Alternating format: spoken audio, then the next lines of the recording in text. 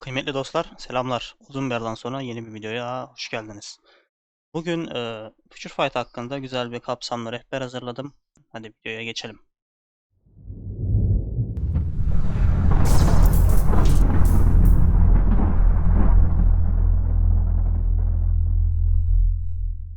Evet dostlar, şimdi şöyle bir rehber hazırladım.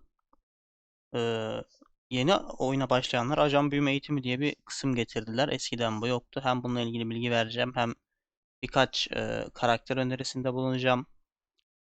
Bu arada uzun zamandır video çekmiyorum. En son askere gitmeden önce video çekmiştim. O zamandan beri çekmedim. Neredeyse 5 yıl oldu.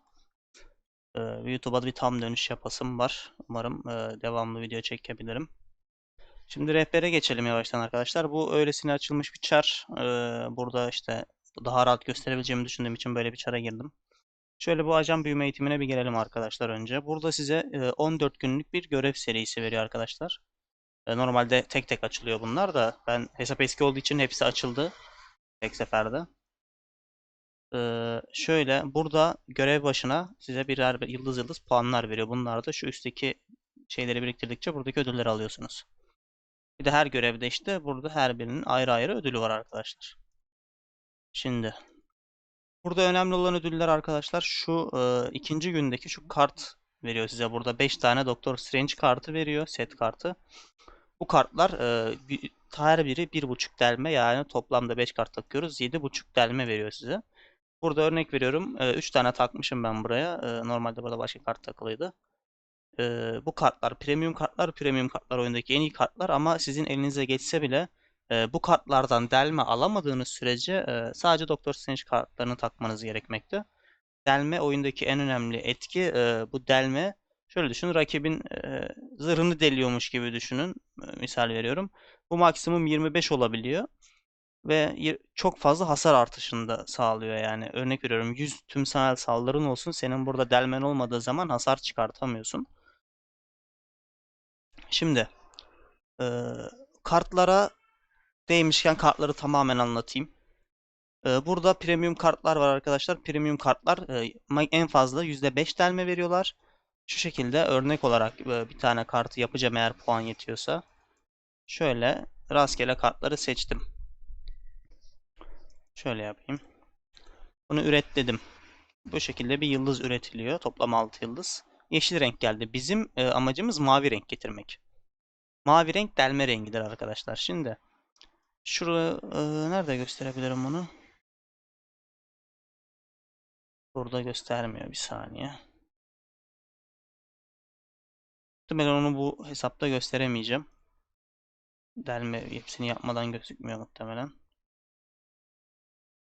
Şöyle bir buradan çizgi roman kartına girsek buradan da gözükmeyecek. Neyse ben size anlatayım. Siz daha iyi anlayabilirsiniz muhtemelen anlatsam da. Göstermeye gerek yok. Bu kartta 6 yıldızın hepsini yaptığımız zaman arkadaşlar %2 delme veriyor bize. Yanlış hatırlamıyorsam %2 idi. 3 yıldız %1, diğer 3 yıldız da %1 olacak şekilde veriyordu. Yanlış hatırlamıyorsam. Emin değilim ama %2 veriyor bütün renkleri yaptığınız zaman, ondan eminim. Renk mavi olmak zorunda değil. Elinizde şey oldu, kart olduğu zaman bunu üret diyerek 6 yıldızla renkli yaparsanız size %2 delme veriyor. Hepsini de mavi yaparsanız %3 delme daha veriyor. Toplamda %5 delme geliyor bir karttan. Toplam 5 karttan %25 delme alıyorsunuz. Kart videosu çekeceğim daha sonra. Detaylı olarak hangi kartlar nedir ne değildir bunları anlatmayı planlıyorum. Şöyle yapalım. Kartlar bu kadar. Şimdilik diğer şeylere geçelim. Ajan eğitimi kısmına geldim. Bu ne? Ürettim diye mesela ödül verdi bana. Burada 6. günde burasının açıldığı yolda arkadaşlar. Size premium kart değişim şeyleri veriyor. Bunları kullanmayın hemen. Bunları bekletin. Bunları da zaten kart videosunda anlatacağım. Burada size en önemlisi premium Luna Snow kartı vermesi. Bu çok önemli. Burada size karakterler veriyor. Moonlight, Loki gibi. Bakalım diğer şeyler neydi. Burada bir artifak seçici veriyor. Ben geçtim mi orayı ya? Sanırım geçtim de. Yine buralara bir bakayım. Değinebileceğim bir şey var mı diye bakıyorum.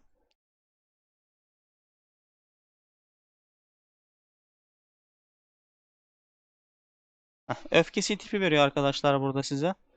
Bu öfke tipi çok önemli. PvE'de en iyi tipilerden birisi öfke, birisi de rekabet tipidir. Öfkeyi oradan veriyor. Şu yukarıda neredeydi o? Buradan vermiyormuş, pardon. Bak burada. Burada da rekabet tipi veriyor bir tane. Bu iki CTP'yi almanız zaten şart. Bunlar çok işinize yarayacak. Buradan da bir adet CTP seçici veriyor. Buradan da rekabet seçilebiliyor olsaydı rekabet seçin derdim ama seçilemiyor. O yüzden buradan öfke CTP seçmenizi öneriyorum. Burada bir özel karakter seçici var. Kategori 4 seçici var. Bir de size Luna Snow veriyor. Luna Snow da özel güçlü bir karakterdir. Metadır her zaman neredeyse. Buradan özel karakter seçiciye geldiğiniz zaman arkadaşlar buradan belli karakterler güçlü. Bunlar paralı karakterler. Hepsi. Buradan güzel bir karakter seçmeniz lazım. Hasar vuran bir karakter, düzgün bir şey bir Ares alabilirsiniz. Ares çok güzeldir. İşinize yarar halükarda. Onu öneririm. Onun dışında ne önerirsin derseniz bu arada destek karakterlerini öneririm buradan. Örnek veriyorum. Buradan bir bakıyorum, göz atıyorum. Ajan Venom güzel bir PvP ve PvE'de Venom'un güzel bir desteği ama bunu ilk başta almanızı önermiyorum. Valkyrie alabilirsiniz. Çok güzel bir destektir. Nick Fury alabilirsiniz. Nick Fury de çok güzeldir. Ghost Panther aynı şekilde çok güzel bir destek karakteri. Dazzler çok güzel bir mutant destek karakteri. Mutant karakterlere destek oluyor. Polaris de aynı şekilde. M'Baku her şeye destek olan bir karakter. Bu da çok güzeldir. Sleeper da aynı şekilde simbiyotlara ve Venom'a güzel bir destek karakter. Athena da çok güzel bir destek karakter. Bunları alabilirsiniz. Benim buradan size önerim ne olacaktır? M'Baku olabilir. Destekler arasından. Valkyrie olabilir. Ya da Nick Fury, Ghost Panther. Bunlar daha çok ön plana çıkan karakterler. Bunlar arasında seçim yapıp seçmenizi öneririm. Bir de sorularınız olursa gelip buradan chat'e girip buradan Türkçe Kanal 1'e girip oradan sorarsanız çoğu kişi size yardımcı olacaktır. Karar veremediğiniz şeyleri mutlaka sorun. Oyundaki kişilerden yardım isteyin. Karakter önerisini yaptım. CTP önerdim. Kategori 4 öneriyim arkadaşlar. Buradan kategori 4 şu an oyundaki en güçlü karakterler kategori 4 olanlar. Buradan PvE karakteri seçeceğiz gene çarımızı geliştirmek için. PvP'ye ilk başta bulaşmamanızı tavsiye ederim. Buradan Storm fırtına karakterini yani seçmenizi öneririm. Storm seçmezseniz de Venom seçmenizi öneririm. Yani bu ikisinden birini kesinlikle seçin ama bence Storm karakteri başlangıç için daha iyi olacaktır. Venom'u da kendiniz kasabilirsiniz yine aynı şekilde. Güçlü bir karakter o da. Şimdi bunları yaptık. Burada size bazı şeyler veriyor. Onlara değineceğim. Şu şekilde sandık biletleri veriyor. ISO 8, işte kart, CTP, kahraman sandığı. O tarz sandıklar veriyor arkadaşlar. Şimdi üstte de veriyor Uru sandığı bileti falan. Bunları göstereceğim. Ondan önce şuradan kategori 2 karakter seçici var. Buradan da yine işinize yarayacak karakterleri seçebilirsiniz. Ghost Rider hem PvP hem PvE'de güçlüdür. Bunu seçebilirsiniz. Hulk seçebilirsiniz. Bakıyorum. Güzel karakterleri önereyim istiyorum. Bullseye vardı sanırım bunun içinde. Evet, Bullseye. Bunu da seçebilirsiniz. Bu da güzel bir karakter PvE'de. Onun dışında desteklerden seçebilirsiniz. İşte Phil Coulson'dır, Ronan'dır. Ne bileyim, bakayım. Birçok güçlü karakter var. Shuri keza çok güçlü bir destek karakter. Onda olabilir. Human Torch bir ara kullanılıyordu. Son kostümüyle gene kullanılabilir. PvE'de iyi hasar vurabilir. Yani bu karakterleri öneririm daha çok. Scorpion yeni kostüm aldı. O da güçlü. Sizi bayağı bir idare edecektir kasarsanız. Buradan da bunları öneriyorum arkadaşlar. Buradan zaten 2 ya da 3 tane veriyor. Yani 3 tane veriyor. Oradan 3 tane karakter seçip alabilirsiniz. Burayla işimiz bitti şimdi. Şu verdiği ödüllerde sandık şeylerine değinelim. Şöyle gelelim. Evet. Boyut sandığı dediğimiz zaman arkadaşlar burada çizgi roman özel ekipman var. Şimdi çizgi romana geldiğimiz zaman şöyle bir şey var. Belli etkinliklerde şöyle şeyler oluyor. Mesela şu anda bu etkinlik var. Bütün premium kartlarda şans artışı var. Yani bu kartların çıkma ihtimali şu anda yüksek. Ama bütün kartlarda bu şans artışı yokken o biletleri buraya harcamayın. O biletleri kesinlikle saklayın. Çünkü bu şekilde hem daha çok şansınız olur. Premium kart elde edersiniz. Çünkü premium kart çok önemli oyunda. Premium kartları bitirmek çok uzun süren ve zor bir şey. Buradan aynı şekilde CTP'lerden de mesela şu anda sadece saflık CTP'de bir şans artışı var. Burada ya öfke ya da rekabet CTP'de şans artışı olmasını bekleyin. Ama daha çok sabredebilirim diyorsan bütün CTP'lerde şans artışı olduğu zaman deneyin. Bunu da aynı şekilde. Bakalım. Tılsım Lore'u her zaman basabilirsiniz. ISO 8 her zaman açabilirsiniz. Bunların çok bir önemi yok. Ya belki bunu da Tılsım Lore'u bekleyebilirsiniz belki. Burada güzel bütün uğurların indirimde olduğu bir dönem gelirse onu da yapabilirsiniz ama beklemenize çok gerek yok bence. ISO 8'de zaten hepsi var her zaman. Şimdi kahraman sandığına girelim arkadaşlar. Kahraman sandığı şuradan gelip sağdakine onlaştığınız zaman size bayağı bir buradaki bütün karakterlerden verebiliyor. Oyundaki özel karakterler de çıkabiliyor. Avantaj bu. Paralı karakterler şansınız varsa buradan gelebilir size.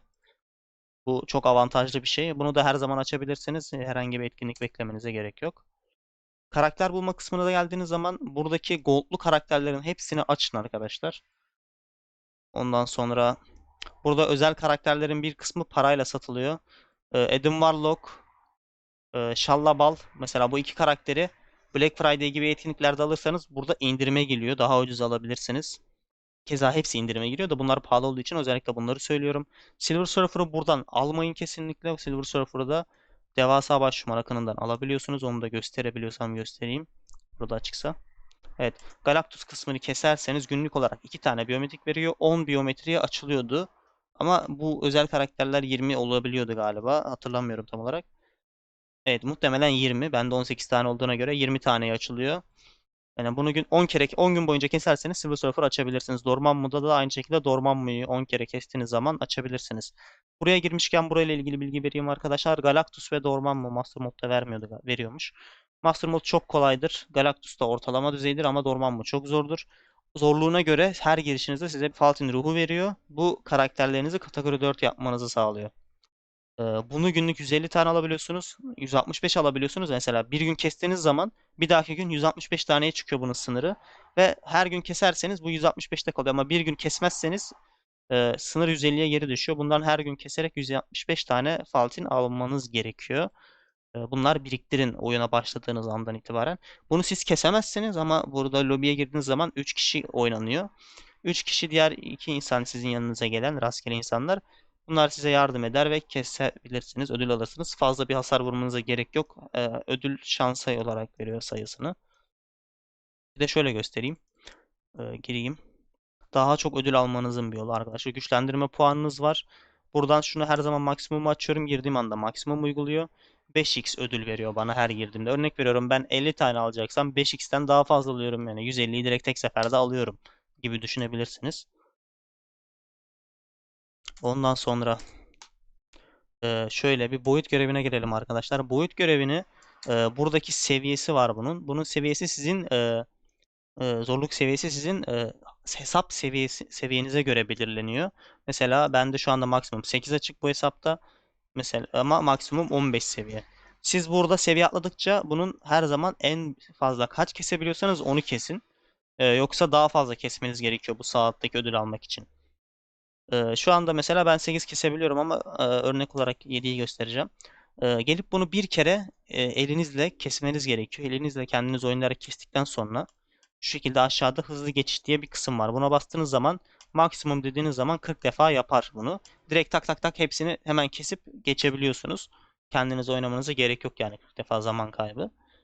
Buradan size her 5 oyunda mesela 5 oyunda 3 milyon 300 bin altın veriyor. İşte bir alttaki ödülü de veriyor. 40 oyunda buradaki bütün ödülleri alıyorsunuz. 40 oyundan fazla atarsanız her 5 oyunda bir şu en alttakini alıyorsunuz. Yani daha fazla bir ödül yok. 40 oyundan fazlasını atmayın buradaki. Bu gereksiz bir şey. Buradan size destek nişanı veriyor. Destek nişanından buradan karakter biyometriyi alabilirsiniz. Malzemelerden, buradaki itemlerden alabilirsiniz ya da ekipman güçlendirden buradaki sandıklardan alabilirsiniz. Ben bunu biriktirip sadece buradaki karakterleri kasmak için kullanmanızı öneririm oyun başında. Bunları harcamayın. Size verilen görevde işte buradaki bazı şeyleri almanızı istiyor, bazı şeyleri kasmanızı istiyor. O şekilde değerlendirin ilk başta. Daha sonra bununla ilgili bir görev gelmediğinde onları biriktirmeye başlarsınız ve lazım olan karakterleri buradan alarak seviye atlatırsınız, yıldız atlatırsınız. Bunun için kullanabilirsiniz. Epic görev var arkadaşlar. Epic görevde de bir sürü kısım var. Burada her kısımda belli karakterleri kastırıyor size arkadaşlar. Bunları da hepsini yapmaya çalışın. Burada şöyle bir şey var. Şöyle geldiğimiz zaman Deluxe kısmı var. Bu kristalle açılıyor ve size özel karakter veriyor. Örnek veriyorum, Magneto, meta bir karakter, çok güçlü bir karakter. Magneto'yu da açtığınız zaman şu kısımda mesela bu altta karakterlerin hepsini 60 level kategori 2 yaptığınız zaman Jean Grey size oyun sunuyor. Yoksa bunun dışında bu karakteri alamıyorsunuz. Her epik görevde mesela burada Magneto'yu istiyor. Yani ben bu Jean Grey'i almak istiyorsam önce bu Deluxe'ü kristalle açmalıyım. Daha sonra bu karakterleri kasıp Jean Grey'i alabiliyorum. Bu diğer epik görevlerde de aynı. Hepsi farklı bir karakter veriyor. Ve bunların hepsi yapılmalı arkadaşlar. Bütün hepsi. Ama hangisine öncelik vermeliyim diye soracak olursanız kesinlikle bu kısma öncelik verin. Doctor Strange kasması kolaydır. Burada öyle bir deluxe kısmı yok. O yüzden Doctor Strange'i kasıp kendi karakteri kullanabilirsiniz. Doctor Strange çok güçlü bir karakter oyunda gene. Tabi her kısımdaki ana karakterler oyunda işlevli olan bir karakterdir. Yani hepsini yapmanız gerekiyor ama başlangıç için önerim Doctor Strange'i tamamlamanız. Daha sonrasında bu kısma yönelmeniz. Buradan Jean Grey almanız. Jean Grey de çok güçlü bir karakter. Bakalım. Eksik bir şey anlatmayalım. Gelelim şöyle bir takım kısmına. Evet arkadaşlar, şimdi bu çar eski bir çar olduğu için bazı kostümler eski, gereksiz, güzel olmayan kostümler var. Kostümlere takılmayın veya karakterler meta olmayan dandik karakterler var. Bu kısma geldiğiniz zaman arkadaşlar önerim şu, mesela bende Thor kağıt kategori 4 gözüküyor. Şurada bir kısım var mesela, yapmamışım bunu. Bu yeni bir etkinlik gibi bir şey olarak geldi. Sonra kalıcı bir görev oldu sanırım. Bu görevde size Thor'u oyun elinizde kategori 4 yaptırıyor. Size tavsiyem şu. Şurada bir kategori 4 amblemi var, bu destek. Burada size 5 adet karaktere destek sağlıyor. Buradan gelip Thor'u seçerseniz, şu anda rastgele Loki'yi seçiyorum mesela. Bu karakter de bana indirim sağladı. Bak şöyle güçlendirme desteği geldi. Ben burada geldiğim zaman şunları basarken gördüğünüz gibi bak sarı olarak gözüküyor. Bu mesela 10 değil de, örnek veriyorum, buna gel, bunda yok gerçi kategori 4. Şuna gelelim. Mesela 18 istiyor ama ben buna indirim aldığım için burada bana bundan 10 tane yiyor. Yani daha az malzeme vererek bu karakteri basmış olacağım. O sefer de kâra geçmiş oluyorum. Şimdi burada Thor'u sizden istediği için Thor'u seçip yaparsanız burada da size bir sürü ödül ve kategori 4 malzemesi vereceği için malzemede kâra geçmek için buradan Thor'u seçmenizi öneriyorum. Thor'u kastıktan sonra zaten size oyun Storm kategori 4 seçin demiştim, ya da Venom. Ee, Ondan sonra da birçok Loki, Venom, Storm seçtiyseniz Venom, yani kasmaya yönelmenizi öneriyorum. Moon Knight keza çok güçlü bir karakter. Bunu da kasın. Size zaten potansiyel olarak 70 seviye verecek. Kategori 4'e kasmanızı öneririm. Aynı şekilde Hulk çok güçlü. Hulk'u kasın. Aralarında şu anda en iyi, en kasmanızı istediğim karakterlerden birisi Lona Snow. Her zaman metadır bu karakter. Şöyle son kostümüne geldiğim zaman her zaman bir karakterin son kostümünü alın. Kostüm listesi dediğiniz zaman şöyle bunu da göstereyim. Kostüm listesi dediğiniz zaman en eskiden en yeniye doğru sıralanır. En üstteki kostüm en yenidir. Her zaman en üsttekini alın bir kostüm alacaksanız. Bu aklınızda bulunsun. Şu an bu karakterle ilgili önerim bu kadar.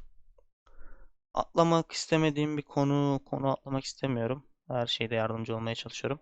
Artifact, kılıç, kart, işte CTP, bu tarz rehberleri ayrı olarak video detaylı olarak çekeceğim. Bu videoyu çok uzun yapmak istemiyorum.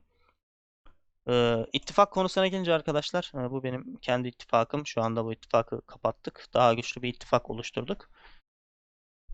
Yani başka bir ittifakla birleşip şu anda Türkiye'deki en iyi ittifakız. Başka bir ittifakla birleştik kısacası, ama burası da yan çağ, işte böyle bu çarda yedek olarak duruyor. Burada ittifak seviyesi 30 olduğu zaman size bonuslar veriyor. Bu bonuslar size bayağı bir katkı sağlıyor hesabınıza. Çok güçlendiriyor. Olabildiğince 30 seviye olan bir ittifaka girmeye çalışın. Bu size yardım sağlar. Bayağı güçlenmenize yardımcı olur. Yani daha rahat baş düşman keserseniz falan. Şimdi şeyi söyledik. Buradan devasa baş düşman hakkını ve boyut görevini günlük yapın dedik. Epik görevleri de her gün ilerletmeye özen gösterin. Gönderim görevi, burayı da aynı şekilde ilerletmeye önem gösterin. Gidebildiğiniz kadar ileri gidin her zaman. Buradan çünkü ödül geliyor. Gönderim görevine geldiğiniz zaman bölüm ilerledikçe şurada bir gönder kısmı geliyor. Buradan gönder deyip şuraya geleyim. Otomatik kuşan dediğim zaman buraya karakterleri yolluyor. Gönderim diyorsun, tamam diyorsun. Buradan yaptığınız zaman şurada bunlar zaman geçtikçe alt tarafta oluyor. Buna bastığım zaman mesela bak bana ödül verdi bak. Şurada bize bayağı bir gold verdi. VIP 1 yazıyor üstünde. Bunun ne olduğunu açıklayayım. Oyuna para yatırdıkça hesabınızın VIP'si artar arkadaşlar. Mesela şu anda bu hesap VIP 1. Hesabın en kötü VIP 1 olması lazım. Bu da çok basit. Tek bir paketle yapabiliyorsunuz. Şuraya geliyoruz arkadaşlar. Ana kısma. Shop'a geliyoruz. Günlük avantajlardan Tony Stark kasası MK2. Bunu 200 TL'ye bir kere aldığınız zaman direkt şey oluyorsunuz. VIP 1 oluyorsunuz. Bunu kesin alın. Oyuna başlar başlamaz alın. Ve oyunu gerçekten çok rekabetçi oynamak istiyorsanız, işte bir yere gelmek istiyorsanız, bu oyunu aralıksız oynayacağım diyorsanız bunu her ay almanızı öneririm. Her ay bunu alın. Her ay fix bir kere alınıyor zaten. Her ay bunu alın düzenli olarak. Bayağı bir size kristal kazandırıyor. Günlük 80 kristal. İlk aldığınızda 440 kristal. Yani aylık olarak toplamda 2680 kristal veriyor size. Çok karlı bir paket. Evet, şimdi atlamadan şunu da söyleyeyim arkadaşlar. Meydan okumada mıydı? Boyut yarı. Kartları geliştirmek için bu boyut yarığını günlük olarak kesmeniz ve şu alttaki ödülü almanız gerekiyor. Boyut yarığını şöyle geliyorsunuz, açıyorsunuz. E, Buradan açtıktan sonra gir diyorsunuz. Nasıl gösteriyorum ben? Şurada durum %0. 7 kere kestiğinizde %100 oluyor bu. Günlük en az 10 kere kesin ama siz gene de bunu açtığınız zaman. 10 kere kesip alttaki ödülü aldığınız zaman size buradan dur şuradan kart küpü veriyor.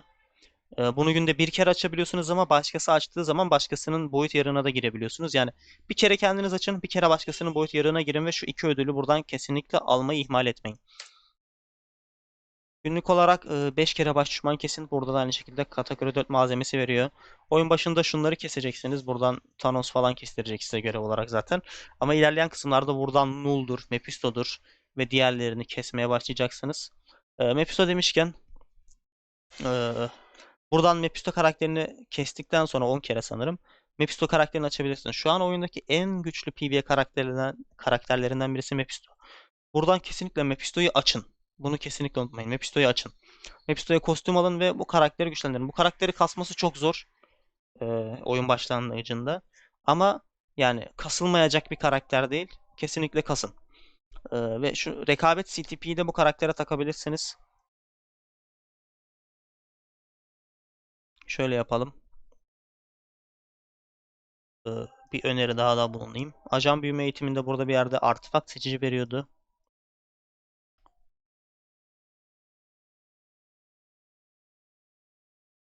Şurada 4 yıldız artifakt seçici. Bunu kesinlikle gidin ve Mephisto seçin.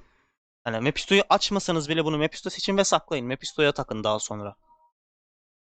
Bunu kesinlikle yapın. Yani başka bir karakter seçmenizi kesinlikle önermiyorum. Kesinlikle Mephisto seçin. Şimdi atladığım bir konu var mı diye bakıyorum ama sanırım yok.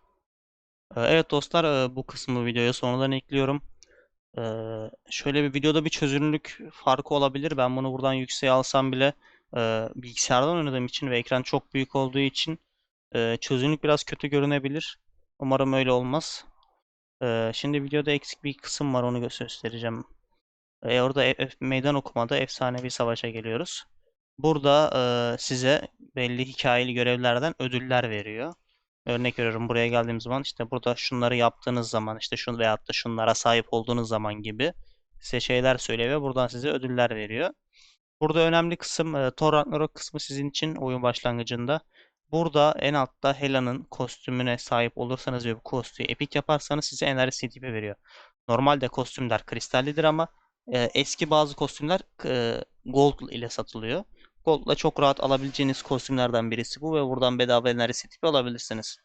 Bunu kesinlikle alın. Burada farklı bir sürü şey var. İşte bu mesela örnek veriyorum. Bunda yok ama işte burada var. Bunu almanızı pek önermesem de. Diğerlerinde şöyle süper kısmı açarsanız eğer süper kısımda size daha fazla farklı ve güçlü ödüller verebiliyor ama bu kısım yanlış hatırlamıyorsam 2500 kristalde. Evet, 2500 kristal açılıyor bunlar. Burada sizin hesabınıza göre bir şeyleri açmanız gerekiyor. O yüzden bunları duruma göre sorarak açmalısınız. Kafanıza göre açmamanızı tavsiye ederim. Ve kart konusunda göstermediğim eksik bir şey vardı, onu göstereceğim. Geldim buraya arkadaşlar şöyle. Kartın birine girdim. Dediğim gibi renkli yaptığımız zaman normalde bu kısımları görmüştünüz. Kartı renkli üret yapıp renklerini açtığınız zaman buradan bu değerleri alıyorsunuz üst taraftaki. Şimdi bu her ürettiğinizde bir değer açılıyor. Üstten aşağı doğru teker teker açılır. Ee, Burada işte her birinin ayrı ayrı değerleri var. Örnek şimdi burada YP enerji savunması, hareket hızı gibi şeyler gelebiliyor.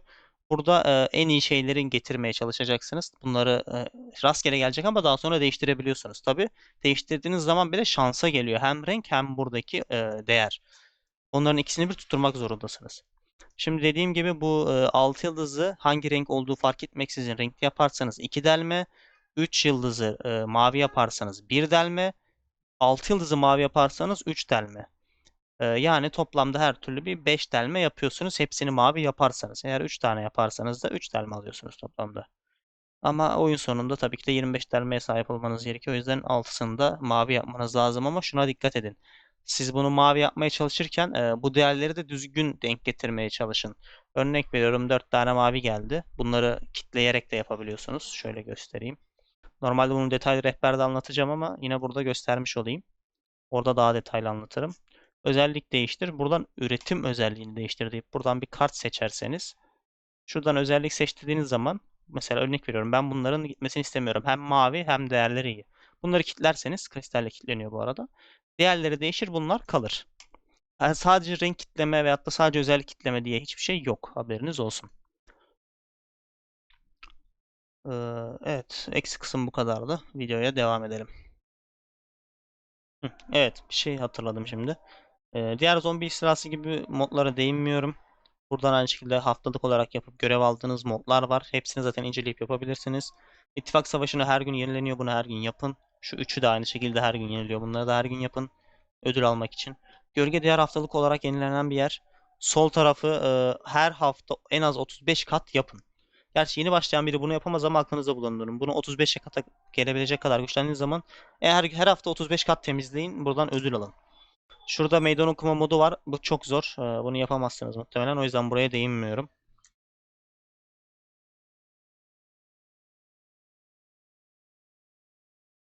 Ve çoklu evren istilası var.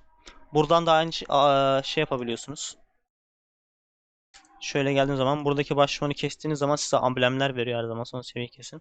Şu an bende açık tabi ama buradaki bölümlerin hepsini tamamlayıp en sona geldiğiniz zaman burası açılıyor.